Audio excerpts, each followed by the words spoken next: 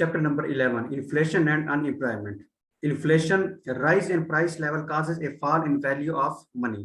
वो कहते हैं किसी चीज की कीमत में इजाफा पैसे की जो वैल्यू है वो कम कर देता है। क्योंकि अगर आपके पास 100 रुपए है, कोई चीज खरीदने जाते हैं तो हो सकता है वो चीज 20 रुपए की है तो आप उसके 5 यूनिट खरीद सकते हैं, लेकिन अगर वो चीज 50 रुपए की हो गई है तो आप 2 यूनिट खरीद सकते हैं। तो ऐसे लग रहा है कि आपके पैसे की जो वैल्यू है वो कम हो गई है। क्यों? क्योंकि उसकी प्राइस में इजाफा हो गया किसी प्रोडक्ट की। इसके बाद rise in value of goods and services. वही बात है कि गुड्स और सर्विसेज की वैल्यू में इजाफा हो जाता है। अगर 20 रुपए की चीज थी पहले तो अब 30 की हो गई है, तो अब जब वो एक्सपेंसिव हो गई है तो उसकी वैल्यू बढ़ गई है। Not change in prices of financial instruments. Average price of A basket of goods instead of a particular good. वो कहता है कि हम ओवरऑल ये देखते हैं कि एक बास्केट ऑफ गुड्स को देखते हैं, हम एक स्पेसिफिक एक कमोडिटी को इसमें नहीं देखते, बास्केट ऑफ गुड्स की एवरेज प्राइस को हम देखते हैं। Consistent rise in overall price level instead of a particular year.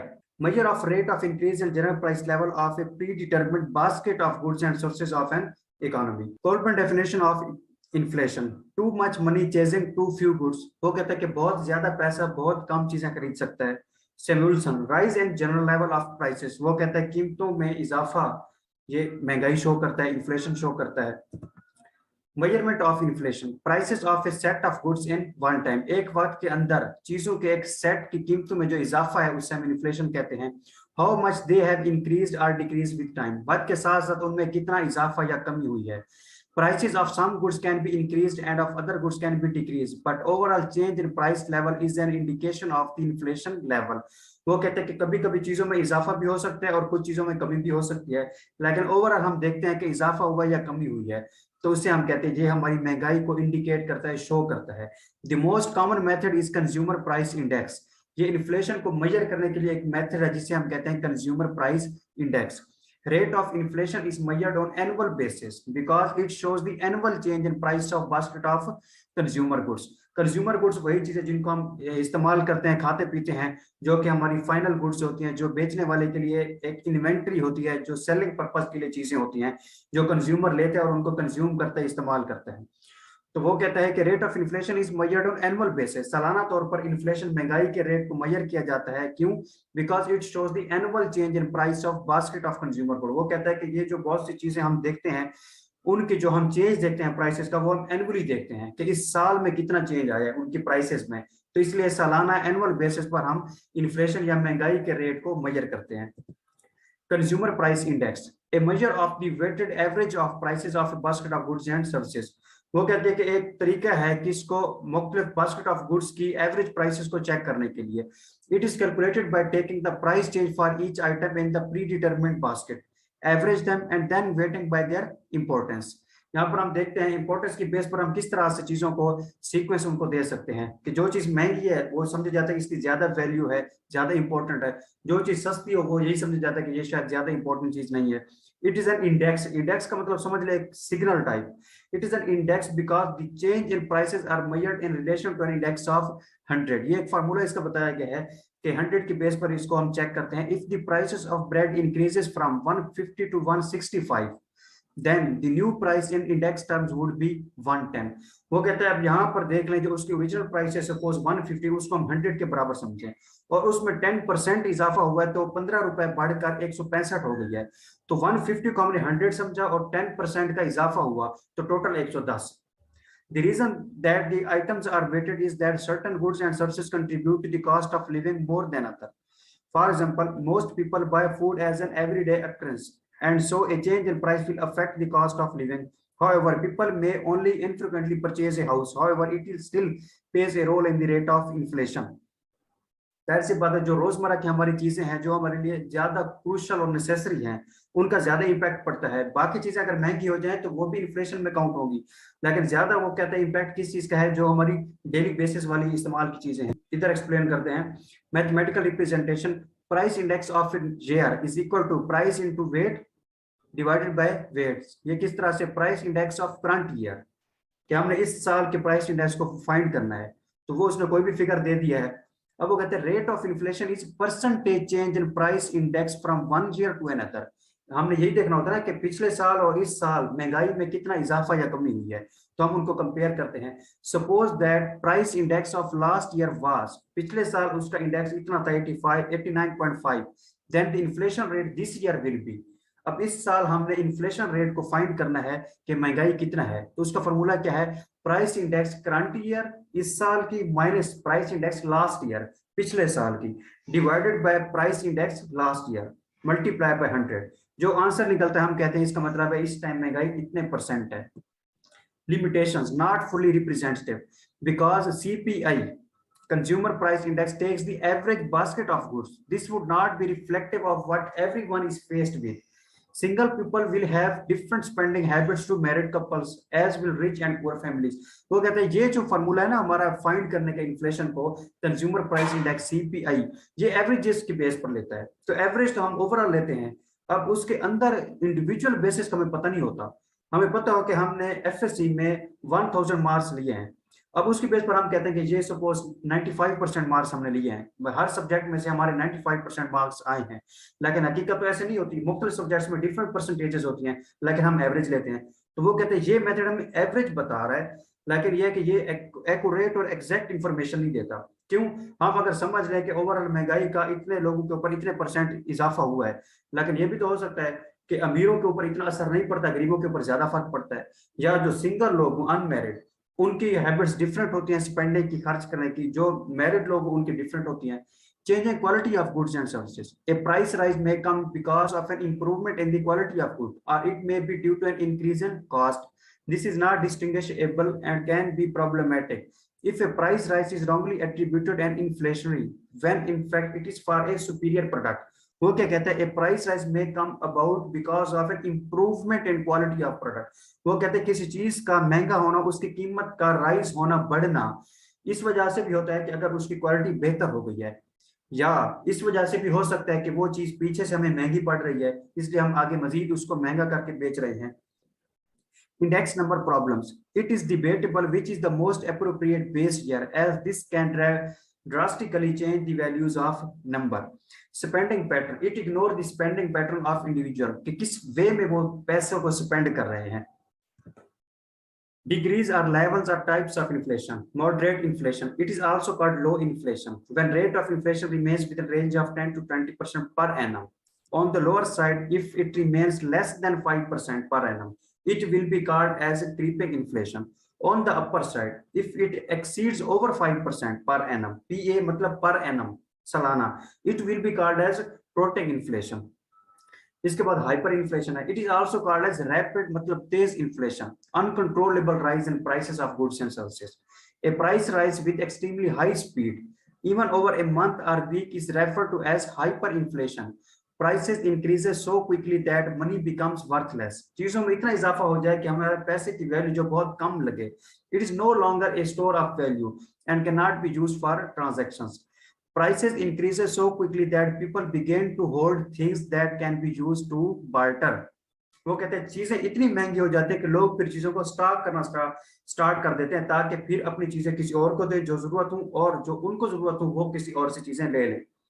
Deflation, A contrary और अपोजिट टू इन्फ्लेशन। वो कहते हैं ये महंगाई के उलट है। Average price level decreases consistently. Inflation क्या होती है? महंगाई, चीजों की कीमतों में इजाफा। डिफ्लेशन, चीजों की कीमतों में कमी। Stagflation is a mark with slow economic growth combined with high unemployment, leading to economic stagnation with higher inflation and reduced gross domestic product. वो क्या कहते हैं? higher inflation and reduced gross domestic product, GDP जिसे हम कहते हैं, मतलब overall हमारे मुल्क के अंदर गुड्स और सर्विसेज की जो वर्थ हो। इसके बाद है कॉस्ट और effects of inflation, debtors and creditors. Debtors benefit from inflation because inflation reduces the value of money or purchasing power, and debtors pay less in the real terms. Conversely, creditors suffer during the period of inflation because they receive less in real terms. मैंने हमेशा कहा था एक होती है income, एक होती है रियल इनकम। इनकम मतलब आपकी जो सैलरी वगैरह आमदन आ रही है किसी कारोबार से या किसी जॉब से, लेकिन एक होती है रियल इनकम, उसका मतलब होता है परचेजिंग पावर। अब आपकी सैलरी से आप कितनी चीज खरीद सकते हैं, या किसी चीज को खरीदने की आप सलाहियत कितनी रखते हैं, ये दोनों मुख्तलिफ चीजें हैं। आपकी सैलरी 10,000 थी, 10,000 में आपने किसी चीज के पहले 2 यूनिट खरीदे, अब आपकी सैलरी वही 10,000 है, आपकी इनकम वही है, लेकिन अब किसी चीज से यूनिट आप 2 की बजाय 3 खरीद सकते हैं। क्यों? क्या अभी आपकी सैलरी बढ़ी है? नहीं, सैलरी तो उतनी है, आमदन इनकम उतना ही है, लेकिन अब चीजों को ज्यादा क्यों खरीद रहे हैं? क्योंकि वो चीज सस्ती शायद हो गई है, जिसकी वजह से आप उसके आप ज्यादा यूनिट खरीद सकते हैं। तो आपकी पावर खरीदने की बढ़ गई है, परचेजिंग पावर, या इसे रियल इनकम कहते हैं, ये बढ़ गई है। तो वो कहता है कि जब महंगाई आए तो उसमें एक बंदा जो कर्जा दे रहा है और एक जो कर्जा ले रहा है, उन दोनों के ऊपर क्या इफेक्ट पड़ता है। तो जिस बंदे ने 2015 में किसी को 1 लाख रुपया कर्जा दिया, अब उसने क्या है कि 2020 में वो वापस करेगा। अब 2015 में उस 1 लाख की वैल्यू ज्यादा थी, तब इतना महंगाई नहीं थी, लेकिन 2020 में महंगाई बढ़ गई तो उस 1 लाख की वैल्यू बहुत कम लगी। तो अब इस टाइम 2020 में अगर देखा जाए तो जिसने 2015 में 1 लाख दिया था, जिसकी बहुत ज्यादा वैल्यू थी, अब वो वापस 2020 में 1 लाख ले रहा है, तो अब उसकी इतना वैल्यू नहीं है। तो यही लग रहा है कि उसका नुकसान हुआ है जिसने कर्जा दिया था। और जिसने कर्जा लिया था उसने 2015 में 1 लाख ले लिया, तो उसने शायद उससे बहुत ज्यादा काम किया हो, कोई कारोबार कर लिया हो, लेकिन अब वो 2020 में वापस कर रहा है, तो अब शायद 1 लाख की वैल्यू ऐसे लग रही है जैसे कोई 30-40 हजार हो। तो उससे एक किस्म का फायदा नजर आ रहा है, फायदा लग रहा है कि उससे फायदा हुआ है। रियल में पावर में हम चेक करते हैं, तो conversely character suffer during the period of inflation because they receive less in real terms. वो कहते हैं अगर हम एक्चुअल में देखा जाए कि इनकी अब वर्थ कितना रही है, तो उस हिसाब से वो कहते हैं ऐसा लग रहा है जिसने कर्जा दिया था उससे अब नुकसान हो रहा है। Entrepreneur, with high and volatile inflation, businesses are less likely to commit to big projects as they are uncertain as to the economic future. Fixed income group. Higher inflation can have a regressive effect on lower income families and elderly people in society, especially if the price of goods and utilities increases drastically. Higher inflation can have a regressive effect on lower income people. जाहिर सी बात है, एक अमीर बंदा एक गरीब है, तो महंगाई का ज्यादा असर किसके ऊपर पड़ेगा? गरीब के ऊपर। Investors, in response to high inflation, governments may increase the interest rates. This will increase the cost of businesses getting a loan, which may stifle or decrease the investment. अब यहाँ पर देखें, अगर सूद बढ़ेगा किसी कर्जे के ऊपर तो कोई सूद नहीं देगा, तो जिसकी वजह से कारोबार करना महंगा हो जाएगा। Government, rapid inflation also hurt the government in different ways. It reduces the purchasing power of the people, and government has to spend more money to compensate purchasing power. Furthermore, rising inflation forces the government to have a cut on its expenditure, while it reduces the pace of development of a country. जाहिर सी बात है, हुकूमत भी हमारे ऊपर जो खर्चा करती है, वो कहता है कि अगर इन्फ्लेशन हो रही है तो हुकूमत को इस चीज से रोकती है खर्चा करने से, जिसकी वजह से क्या होता है, it reduces the pace of development of a country. किसी मुल्क की तरक्की की जो स्पीड होती है वो कम हो जाती है। Business competitiveness, if prices in one country are higher than other, then when selling the comparable goods, the country with lower inflation will have a lower price and therefore have much more better। यहाँ पर check करें कि वो कहता है, अब किसी मुल्क में एक मुल्क में महंगाई है, चीजें महंगी हैं, दूसरे मुल्क में चीजें सस्ती हैं, तो जाहिर सी बात है बेहतर पोजीशन में वही होगा जो सस्ती चीजें बेच रहा है, उसके पास ज्यादा लोग चीजें लेंगे। Causes of inflation, demand pull inflation and cost push inflation। पहले हम देखते हैं कि डिमांड किसके रिलेटेड है, कंज्यूमर के या फर्म के। तो डिमांड हमें पता है वो तलब कौन करता है, consumer, first agent of economy. तो उसके रिलेटेड क्यों महंगाई वो बढ़ाता है, उस कंज्यूमर की वजह से भी महंगाई बढ़ती है। किस तरह से? It is demand side inflation, it occurs due to increase in aggregate demand. अगर कोई बंदा डिमांड करने लगे, डिमांड में इजाफा हो जाए, increase in aggregate demand increases the price level. किसी चीज की डिमांड बढ़ेगी तो बेचने वाला चीज महंगी कर देगा, प्राइस बढ़ा देगा। Speed of inflation increases if aggregate supply doesn't respond to change in aggregate demand. वो कहता है इस तरह से अगर ये डिमांड बढ़ाता रहेगा तो चीजें महंगी होती रहेंगी, अगर सप्लाई की तरफ से कोई चेंज नहीं आएगा। वो कैसा चेंज आ सकता है कि अगर सप्लाई बहुत ज्यादा हो तो फिर खराब होने का खतरा होता है चीजों का, तो कीमत कम करना पड़ती है। तो इस तरह तो कीमत कम हो सकती है, लेकिन सप्लाई में कोई चेंज नहीं आ रहा, वो जैसी थी वैसी है, बस डिमांड में बहुत ज्यादा इजाफा हो रहा है। तो दुकानदार डिमांड को बढ़ता हुआ देखकर अपनी चीजें महंगी कर देता है। Speed of demand for inflation becomes fair on getting the full employment level. वो कहता है कि ये जो डिमांड की वजह से महंगाई हो रही है ये और ज्यादा बढ़ जाती है। क्यों? जब फुल एम्प्लॉयमेंट लेवल हो, जब सारे लोग अपने कारोबार के ऊपर लगे हों। अब पाकिस्तान में सारे लोगों को अगर रोजगार मिल जाए तो उनके पास पैसे आएंगे, वो फिर डिमांड ज्यादा करेंगे, तो डिमांड ज्यादा करने से फिर चीजें और महंगी होंगी। तो इस तरह से वो कहता है अगर फुल एम्प्लॉयमेंट लेवल आ जाए तो फिर डिमांड की वजह से जो महंगाई है वो और ज्यादा सेवियर हो जाती है, सख्त हो जाती है। ग्राफिक रिप्रेजेंटेशन है, यहाँ पर देखें डिमांड बढ़ रही है जिसकी वजह से महंगाई बढ़ रही है। तो यहाँ पर देखिए सप्लाई का एक ही कारव है, सप्लाई कांस्टेंट है, लेकिन डिमांड की कारव जो है डाउनवर्ड और नेगेटिव, इनमें इजाफा हो रहा है 81, 82, 83। इसके बाद है द ग्राफ शोज दैट, ये वही एक्सप्लेनेशन है जो ग्राफ में है। Reasons for demand pull inflation, fiscal stimulus, fiscal action of the state can cause an increase in aggregate demand. If there an increase in government spending, then effect of multiplier might make this an even greater increase. अब यहाँ पर देखिए हुकूमत वो कहता है कि अगर ज्यादा खर्चा कर रही है, खर्चा ज्यादा कर रही है, then effects of multiplier might make this an even greater increase, demand की वजह से। Monetary stimulus, a fall in interest rate causes an increase in demand. अब यहाँ पर देखें सूद कम हो रहा है तब कर्जे ज्यादा लेंगे, मनी पैसे की डिमांड बढ़ेगी बैंकों से, therefore leading to too much money chasing too few goods. A fall in interest rate causes an increase in demand. कि अगर आपको सूद कम देना पड़ रहा है, monetary stimulus, A fall in interest rate causes an increase in demand. अब यहाँ पर देखें डिमांड किस चीज की, पैसे की। वो कहता है कि अगर कोई बैंक आपको सूद कम लगा रहा है आपके ऊपर, तो आप उसकी वजह से डिमांड ज्यादा करेंगे अपने कर्जे की, therefore leading to too much money chasing too few goods. The surplus money and economic system would increase the price level and therefore inflation. वो कहता है कि जब पैसा ज्यादा आ जाएगा तो लोग ज्यादा चीजें खरीदने लग जाएंगे, तो डिमांड बढ़ जाएगी, तो प्राइसेस बढ़ जाएंगी, तो फिर इन्फ्लेशन बढ़ जाएगी, क्योंकि ये डिमांड पुल इन्फ्लेशन, डिमांड के बढ़ने की वजह से हम महंगाई देख रहे हैं। Depreciation of the exchange rate, depreciate का मतलब होता है कम होना। If exports become cheaper to foreigners and a comparative amount of imports are not bought, then AD will shift outward, causing a rise in level of inflation. वो क्या कहता है, वो कहता है if exports become cheaper, अगर हम जो चीजों को बेच रहे हैं गैर मुल्कियों को, अगर वो चीप हो जाए, कम हो जाए, सस्ती, and a comparative amount of imports are not bought, और उधर से इंपोर्ट्स ना की जाए, then aggregate demand will shift outward, causing a rise in level of inflation. तो जिसकी वजह से वो डिमांड इस तरह की बढ़ जाएगी, इधर की डिमांड बढ़ेगी तो फिर प्राइस बढ़ जाएगी। अब देखें, अगर एक चीज है हम अपने मुल्क की खरीदें, एक होती है बाहर के मुल्क की खरीदें, अगर वो कहता है कि हमारे लिए हम बाहर की चीजों को ना खरीदें, एक comparative amount of imports are not bought, अगर हम इंपोर्ट ना करें चीजों को, सिर्फ लोकल चीजें खरीदें, तो लोकल लोग क्या करेंगे, वो कीमतें बढ़ा देंगे, क्योंकि वो डिमांड बढ़ रही है ना, हम लोकल चीजें जो खरीदेंगे, तो जिसकी वजह से फिर इन्फ्लेशन बढ़ जाएगी। Fast growth in other countries, if speed of economic growth in neighbouring countries increases, it will impact on our exports. Neighboring countries will buy more of technical and non-technical commodities from our country, which can cause an increase in demand for our goods, and aggregate demand will shift upward. This rising AD demand will ultimately increase the price level. Remedies, इलाज, decrease in demand, it is a response to demand pull inflation. वो कहता है कि demand की वजह से महंगाई बढ़ रही है, तो इसका इलाज ये है कि डिमांड कम करो ताकि महंगाई ना हो। Rise and interest rate, this will decrease the investment. वो कहता है अगर बैंक वाले सूद बढ़ा दें तो लोग कर्जे नहीं लेंगे, जिसकी वजह से कारोबार नहीं करेंगे, so aggregate demand decreases.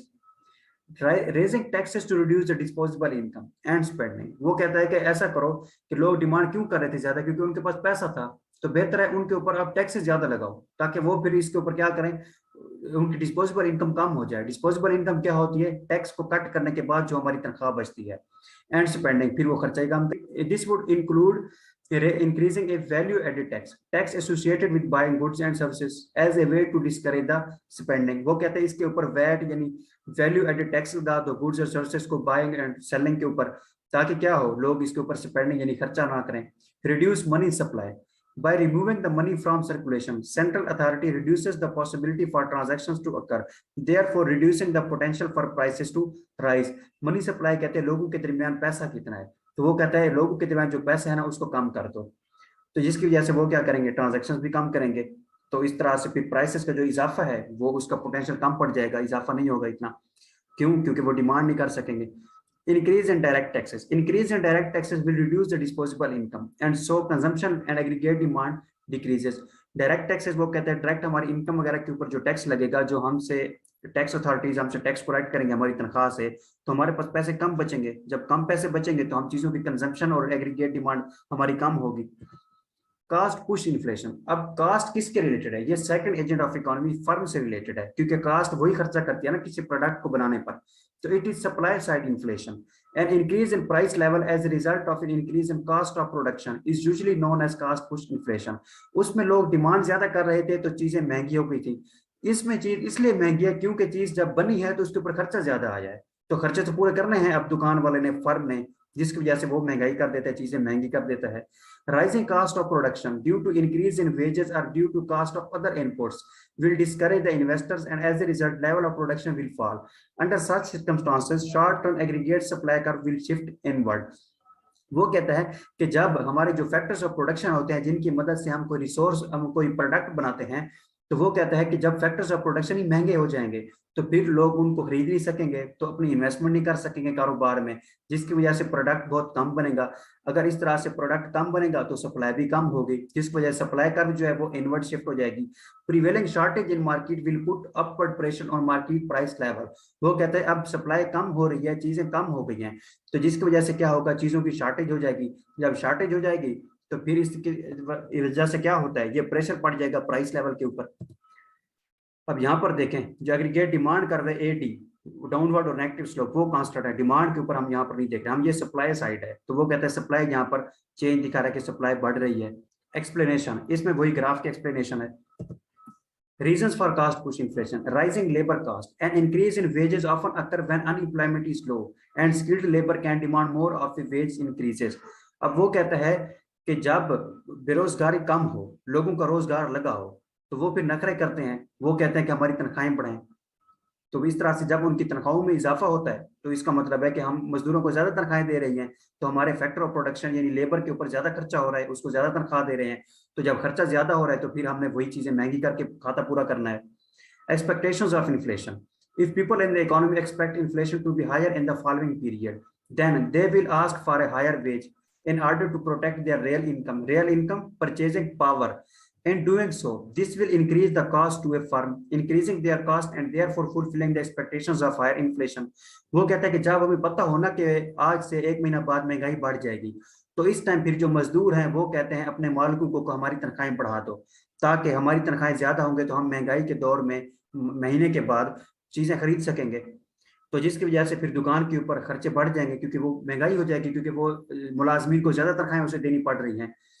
When higher inflation does materialize, employees then expect it to be higher in the following year and hence the chain of events continues.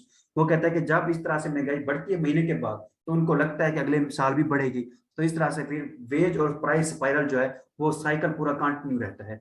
Component or factors of production cost. An increase in the price of raw material is a higher cost incurred by the firm. वो कहता है कि हमारे factor of production में जो इजाफा है दुकान की वजह से वो महंगाई बढ़ाता है, प्राइस बढ़ा देता है। Higher indirect taxes, increase duties, duties किसे कहते हैं, tax on imports and exports on fuel और particular type of food will increase the final cost of good sold. वही कह रहा है कि इंपोर्ट और एक्सपोर्ट के ऊपर अगर टैक्सेस ज्यादा लगेंगे तो वो उनकी प्राइसेस में इजाफा हो जाएगा, तो इस तरह से चीजें महंगी हो जाएंगी। Cost of imports rising. If there is a fall in the exchange rate, then firm will see the prices that they pay for the import increases, thereby increasing the cost to their firm. वो कहते हैं कि अगर exchange rate में हमारी कमी हो रही है, फिर firm will see the prices that they पे फॉर द इंपोर्ट इंक्रीजेस। वो कहते हैं इंपोर्ट के ऊपर जो प्राइसेस है उनमें इजाफा हमें नजर आएगा। एक्सचेंज रेट यहाँ पर कम हो रही है, हमारे पैसे की वैल्यू जो है कम है, तो इसका मतलब है जो हम चीजें इंपोर्ट कर रहे हैं, बाहर से लेकर आ रहे हैं, उनके बदले में हमारे पैसे की वैल्यू बहुत कम है, तो हमें बहुत ज्यादा पैसे देने पड़ रहे हैं। तो इस तरह से चीजों की महंगाई हो रही है, चीजों के ऊपर खर्चा ज्यादा हो रहा है, तो जब इंपोर्ट के ऊपर ज्यादा खर्चा आएगा प्रोडक्ट्स के ऊपर, तो इंपोर्टर फिर जब चीज बेचेंगे तो वो भी उसकी महंगाई फिर करेंगे। Remedies, control over cost of inputs, it is a response to cost push inflation. वो कहता है कि अब फैक्टर ऑफ प्रोडक्शन के महंगे होने की वजह से जो महंगाई हो रही थी उसका इलाज क्या है। Limit the wage increase. Wages can be a significant input cost, and so by keeping the wages low, this will assist in reducing the upward pressure on the final prices. वो कहता है कि जो मुलाजमीन की तनख्वाहें हैं उनको कम रखना चाहिए ताकि हमारे खर्चे कम हों, ताकि हम कीमतें कम रखें और महंगाई ना। Cost of utilities. Another significant input cost is energy, and so the government can increase or decrease the energy prices to temper the inflation. अगर कहीं पर महंगाई बढ़ाने की जरूरत पड़े तो हुकूमत बिजली की कीमतों में इजाफा कर देती है, अगर महंगाई कम करनी हो तो बिजली की कीमतों में कमी कर देती है। Reduce the cost of imports. This can be done by allowing the domestic currency to appreciate in relation to the currency it is importing from, thereby reducing the cost of domestic firms. वो कहता है कि अब हमने जो हमारी जो cast of imports है ना, जो चीजें हम इंपोर्ट कर रहे हैं उनको हम रिड्यूस करना चाह रहे हैं, तो किस तरह से करेंगे। This can be done by allowing the domestic currency to appreciate in relation to the currency it is importing from. ठीक हो गया। अब इस तरह से जब हम चीज इंपोर्ट करेंगे, अगर तो हमारे पैसे की कदर कम होगी तो वो चीज हमें महंगी लगेगी, हमें महंगी पड़ेगी। अगर हमारे पैसे की वैल्यू ज्यादा होगी तो वो हमें चीज सस्ती पड़ेगी। अमेरिका से हमने कोई चीज खरीदी है, वो $1 की है। अगर $1 हमारे पैसे की करेंसी बहुत वैल्यू कम है करेंसी की, $1 300 का है, तो इसका मतलब हमें 300 पे करना पड़ेगा। अगर हमारे पैसे की वैल्यू ज्यादा है, मतलब $1 सिर्फ ₹100 का है, तो हमें ₹100 देना पड़ेगा। तो इस तरह से इंपोर्ट की जो कास्ट है वो हम किस तरह से कम कर सकते हैं, अपने पैसे की कदर को बढ़ाकर। Subsidies and indirect taxes, provision of subsidies and reduction in indirect taxes reduces the cost of production and hence help in a controlling cost push inflation. Provision of subsidies and reduction in indirect taxes reduces the cost of production. हम जो अपने resources लेकर आते हैं, अगर उनके ऊपर tax कम लगेगा या हुकूमत की तरफ से सब्सिडी मिलेगी, तो जिसकी वजह से हमारे खर्चे कम होंगे, तो इस तरह से बाद में फिर हम चीज भी महंगी नहीं बेचेंगे, तो महंगाई नहीं होगी। Wage price spiral, rise in wages increases the disposable income of people. वो कहता है कि मुलाजमीन की उजरत या तनख्वाह में इजाफा उनकी आमदन बढ़ा देता है, which therefore increases the demand for goods, जो इसकी वजह से वो फिर उनके पास पैसे ज्यादा आ रहे हैं, इनकम बढ़ गई है, तो वो डिमांड ज्यादा करेंगे। And eventual increase in price, फिर डिमांड ज्यादा कर रहे हैं तो उधर से फिर प्राइसेस बढ़ जाएंगी। Rising prices can cause greater demand for higher wages. वो कहते हैं चीजें महंगी हो जाएंगी तो फिर मुलाजमीन कहेंगे अपने मालिकों को कि हमारी तनख्वाह बढ़ाओ। Therefore increasing the disposable income, फिर उनकी इनकम में उस तरह से इजाफा हो जाएगा, मालिक तनख्वाह बढ़ा देगा। एंड द साइकिल कंटिन्यूज, अब तनख्वाह का इजाफा फिर दोबारा तनख्वाह के इजाफे की तरफ ले जा रहा है। वो किस तरह से, वो कहता है कि अगर किसी बंदे की तनख्वाह में इजाफा होगा तो वो चीज की ज्यादा डिमांड करेगा, फिर चीज महंगी होगी। जब महंगी होगी तो वो जाकर मालिक को कहेगा कि मार्केट में चीजें महंगी हैं तो मेरी तनख्वाह बढ़ाओ। तो इस तरह से पूरा साइकिल कंटिन्यू रहता है। Unemployment, state of being unemployed, बेरोजगारी की हालत होना, उससे हम कहते हैं ये क्या अनएम्प्लॉयमेंट है। Situation of being joblessness, situation where a person is actively searching for a job, जब कोई बंदा किसी रोजगार की तलाश में हो तो हम कहते हैं ये क्या है, बेरोजगारी की हालत में है, अनएम्प्लॉयमेंट की हालत में है। Situation where person is unable to find work, ऐसी सिचुएशन जिसमें उसको कोई काम नहीं मिल रहा। Measurement of employment rate, number of unemployed labor force divided by the total labor force at a given time. Unemployment rate is equal to unemployed labor force divided by total labor force into 100. Categories are levels or types of unemployment: short run unemployment and long run unemployment. Short run unemployment arises for a short period and then disappears. Short run है, छोटे अरसे के लिए है, तो वो कहते हैं ये जो बेरोजगारी है ये छोटे टाइम के लिए आती है और उसके बाद फिर खत्म हो जाती है। Types of short term unemployment, ये छोटे टाइम के लिए जो बेरोजगारी आती है उसमें कितनी टाइप्स हैं। Seasonal unemployment arises due to seasonal variation, seasonal किसे कहते हैं, मौसमियाती तब्दीलियों की वजह से भी रोजगार में इजाफा या कमी होती है। Frictional unemployment arises when people are searching for job और transitioning from one job to another. तो ये कौन सी है फ्रिक्शनल अनएम्प्लॉयमेंट, जब कोई बंदा एक नौकरी छोड़कर किसी दूसरी नौकरी की तरफ जाए। This can often just be temporary and can take a while while people skill set adopt. तो वो कहता है इस तरह से ये फिर छोटे टाइम के लिए होती है, क्योंकि बंदा एक जॉब छोड़ता है तो उसके बाद दूसरी जॉब ज्वाइन कर देता है। वॉलंटरी अनएम्प्लॉयमेंट, वॉलंटरी वो कहते हैं ऐसा काम जो हमारी मर्जी के मुताबिक हो, हमारे बस में हो, जिसको हम कर सकते हैं control. arises when people choose not to enter the labor force at the prevailing wage rate।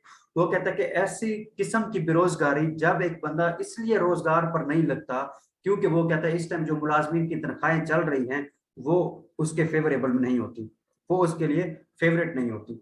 It can be more beneficial for them to receive the social security rather than go into a job and be required to pay tax। वो कहता है वो समझते हैं कि बेहतर ये नहीं है कि हम कोई सोशल सिक्योरिटी ले लें बजाय इसके कि हम कोई नौकरी करें फिर उसके ऊपर टैक्स भी दें। लॉन्ग रन अनएम्प्लॉयमेंट, जो ज्यादा लंबे अरसे के लिए हो, arises for a long period and is permanent in its nature। वो कहते हैं ये लंबे अरसे के लिए बेरोजगारी की हालत है और ऐसे लगता है ये कि मुस्तकिल है।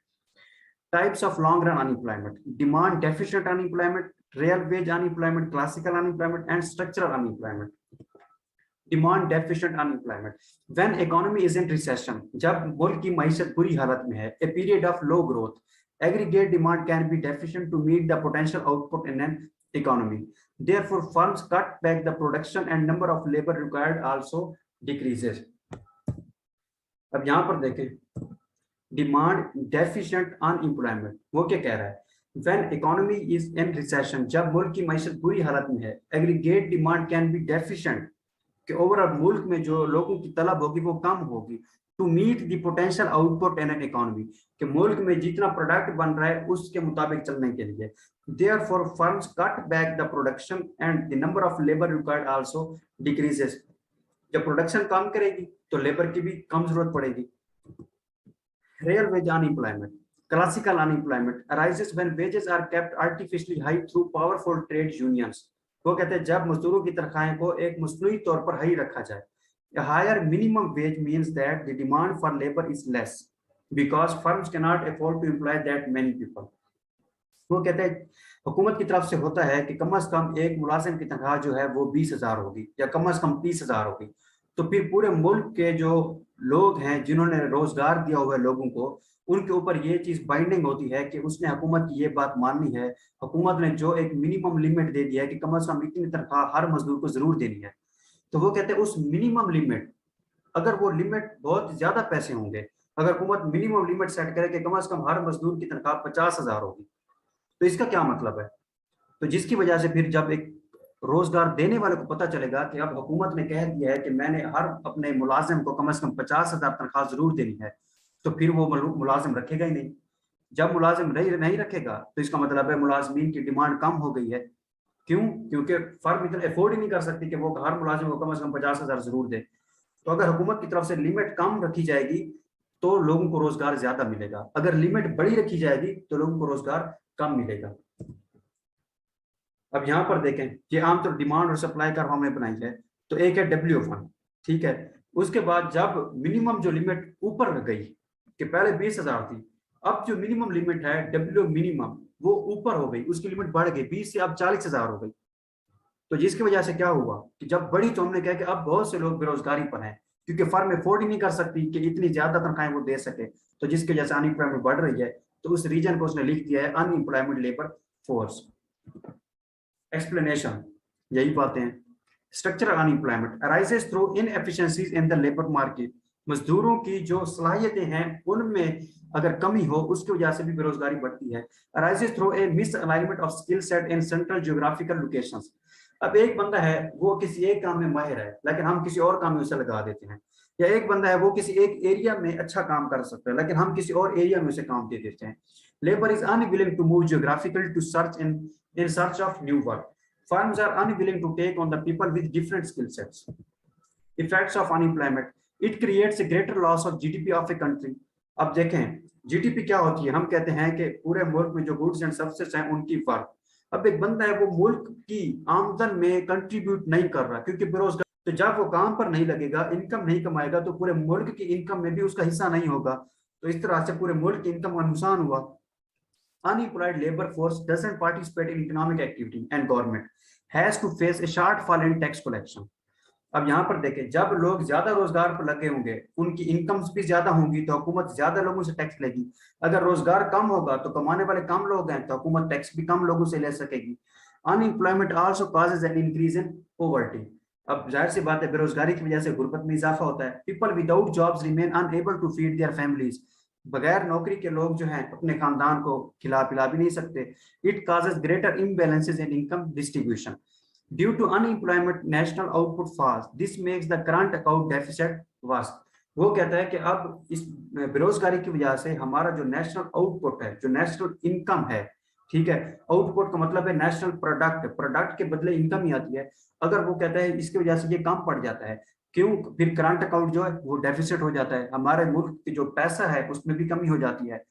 Empty minds are devil's workshops. Unemployed people slip into social evils, for example theft, robbery। बेरोजगारी की वजह से वो कहते हैं लोग फिर डाके और चोरी वगैरह डकैती भी करते हैं। रेमेडीज, इसका इलाज क्या है? By utilizing labor intensive technology, demand for labor can be increased, which can be helpful to reduce the unemployment। वो कहता है अगर आपने बेरोजगारी को कम करना है तो कोशिश करें कि ऐसे कारोबार करें जहां पर लोगों की मदद ली जाए, ना कि टेक्नोलॉजी की मदद ली जाए।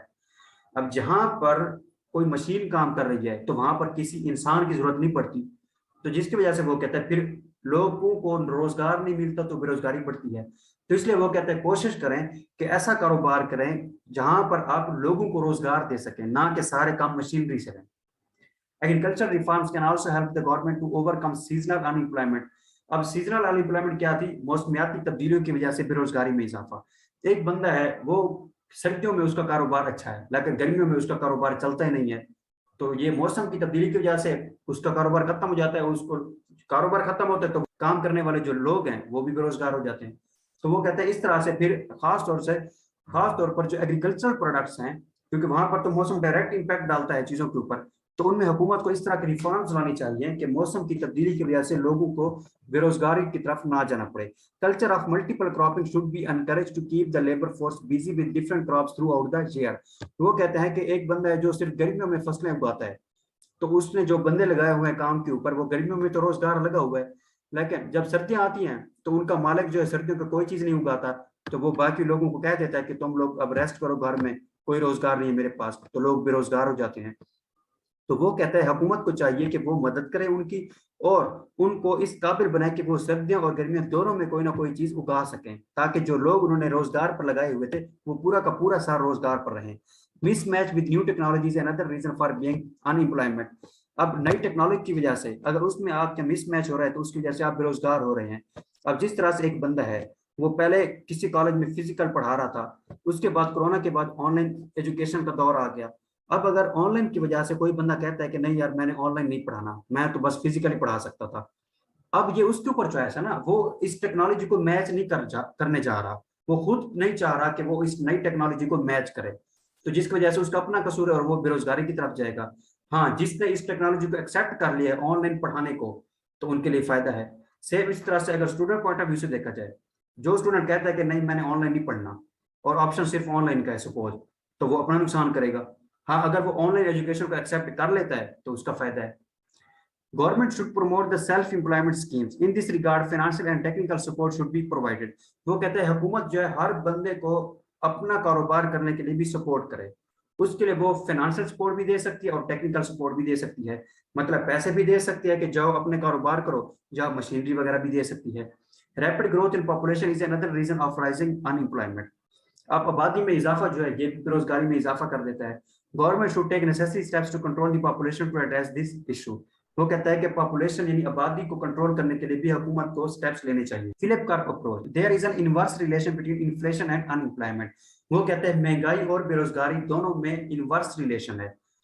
अगर महंगाई बढ़ेगी तो बेरोजगारी जो है वो कम होगी, अगर महंगाई कम होगी तो बेरोजगारी बढ़ जाएगी, दोनों इनवर्सली प्रोपोर्शनल है।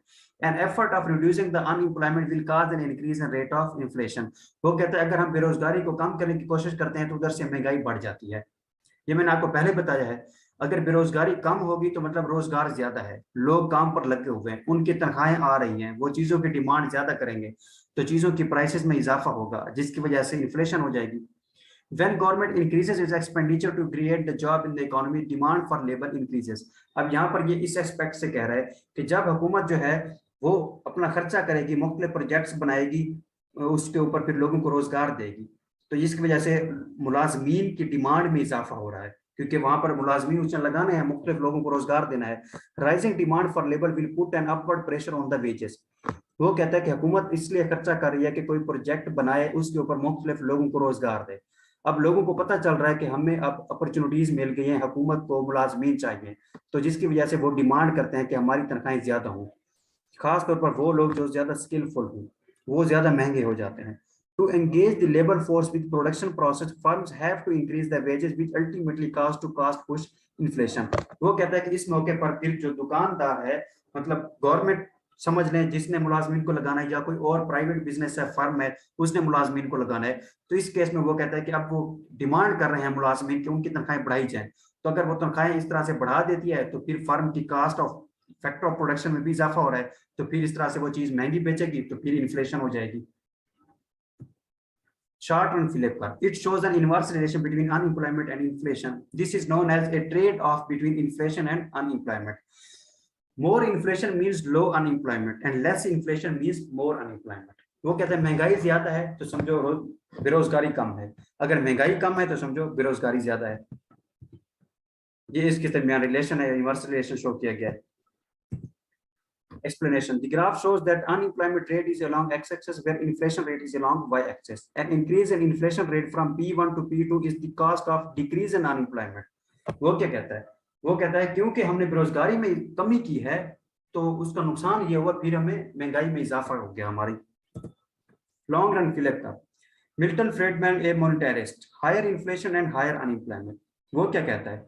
वो कहता है कि महंगाई में इजाफा हो रहा है और उधर बेरोजगारी में इजाफा हो रहा है। Any attempt to decrease the prevailing unemployment leads to rise in inflation in long run. वो कहता है आपका कोई भी स्टेप जिसमें आप बेरोजगारी को कम करने की कोशिश करते हैं उसमें आपकी महंगाई बढ़ जाती है।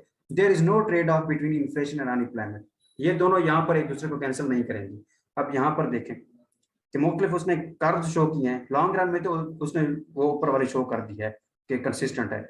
शॉर्ट रन में वो कहता है SRPC, short run Philip curve, short run Philip curve 2, short run Philip curve 3। तो इसमें वो शो कर रहा है कि किस तरह से ये इनमें बढ़ रही है। अब यहाँ पर देखें, the graph shows that initially economy is at point A along SRPC1, where U2 and P1 are initial rate of unemployment and rate of inflation respectively. With increasing the government expenditure, aggregate demand shift upward and therefore a higher inflation in the economy. This is shown by a movement from point A to B along SRAC1. With shift of AD to right, the demand for labor will increase. AD aggregate demand किसके लिए या labor के लिए कह रहा है, and unemployment level will decrease. However, due to higher inflation, worker will face the lower real wages and they will offer the less labor. Output in the firm will decrease and SRAC1 will shift SRAC2 to the right from point B. Here a higher inflation rate is prevailing with already existing rate of unemployment. Next time, worker will demand more wages as to cover the current and expected inflation as they have learned from past. This process will continue along the movement from C to D and E and so on. तो same बातें वो बता रहा है। Eventually, vertical long run Philip curve states that there is no trade-off in the long run. Hence, according to Friedman, long run Philip curve is vertical at natural rate of unemployment. अब natural rate of unemployment का क्या मतलब है? Combination of frictional unemployment यानी voluntary unemployment and structural unemployment, मतलब mismatch with new technology. There will always be a level of unemployment in the economy which is unavoidable. वो कहते हैं हमेशा कोई ना कोई बेरोजगारी की ऐसी किस्म जरूर होती है जिसको हम इग्नोर या अवॉइड नहीं कर सकते। The people who are affected by this are known as frictionally or structurally unemployment. This is known as a type of voluntary unemployment because they are choosing to abstain from the labor market. क्योंकि हम voluntary किसे कहते हैं, जब हम जानबूझकर इसलिए काम पर नहीं जाते क्योंकि तनख्वाह कम है। Whilst this might seem unfair in the economic terms, these people who do not participate in the labor market at the current wages are unemployment. Even if a whole industry has declined and there is not any work in the local economy, they could in theory move to another part of the country and engage in work. This means that in an economy there will always be a level of unemployment, therefore known as the natural rate.